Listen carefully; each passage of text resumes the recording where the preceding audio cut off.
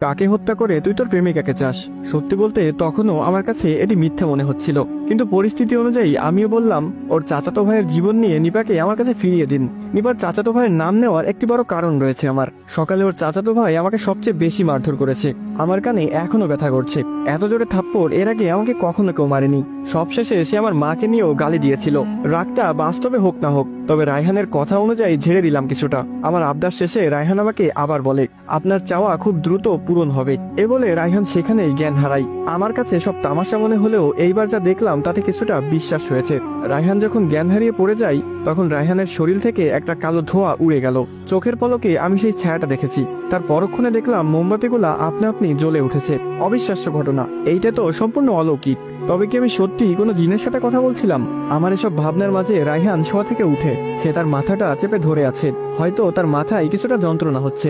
মাথা ধরে উঠে সে আমাকে বলে, শয়তান তোর দাসত্ব হয়েছে, এখন থেকে আর আমাকে লাগবে না।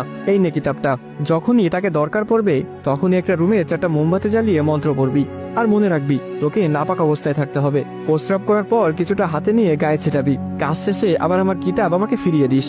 এতটুকু বলে রায়হান বসা থেকে উঠে সামনে থাকা মোমবাতিগুলা এক এক করে বক্সে ঢুকাই। আমার হাতে সুতোটা সে নেয়নি। ওটা নাকি শয়তানকে ডাকার শক্তি। শয়তান যাত্রার ডাকে সাড়া দেয় না। এসব বিভিন্ন কথা বলতে বলতে রায়হান কুফুরি করার সব জিনিস বক্সে ঢুকাই। বক্স খাটের নিচে রেখে বলে, যা বাসায় চলে যা, আর দাওয়াত দিতে যদি ভুলে যাস তাহলে তোর খবর আছে। রায়হানের কথা শুনে যেন আমার ভিতরে একটা খুশির ঢেউ জেগে উঠলো। সত্যি তাহলে নিপা আমার জীবনে ফিরে আসবে? আমি আবার তাকে পাবো, আমার প্রেমিকা হিসেবে না, এইবার হয়তো বউ হিসেবে পাবো। এই পাওয়া চাওয়ার বিষয়বস্তু অনেক মর্মান্তিক। এই বুঝি হেলে যাচ্ছে, আবার এই বুঝি কিছুটা হারাচ্ছে। তবে যত কিছুই ভাবি, রায়হান আমাকে একটা পথ দেখিয়েছে, এটাই আমার কাছে অনেক। খুশিতে আমি রায়হানকে জড়িয়ে ধরে কাঁদতে শুরু করি।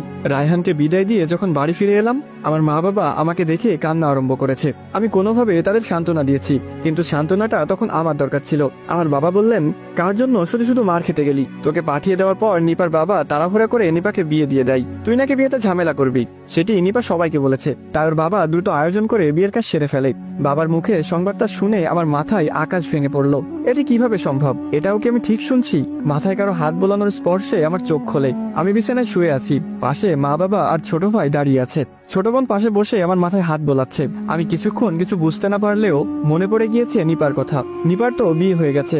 লাফ মেরে উঠে ফোনে সময় দেখি রাত 10:38। হাই খোদা, আমার সব শেষ হয়ে যাচ্ছে। দিক বেদিক হয়ে আমার বিছানা থেকে দৌড়ে নেমে যাই। ছোট ভাই সাদিককে বললাম বাইক বের করার জন্য, যদিও আমার কোনো বাইক নেই। ছোট ভাইয়ের বাইক নিয়ে বের হয়েছি নিপার শ্বশুর বাড়ি। আমার হাতে একটা লোহার পাইপ। আজ নিপাকে নিজের হাতে খুন করার ভূত চেপেছে মাথায়। জানি আপনারা এখন আমাকে পাগল ভাবছেন, তবে বাস্তবতা অনেক ভিন্ন। এই পরিস্থিতিতে যে কোনো ছেলের মস্তিষ্ক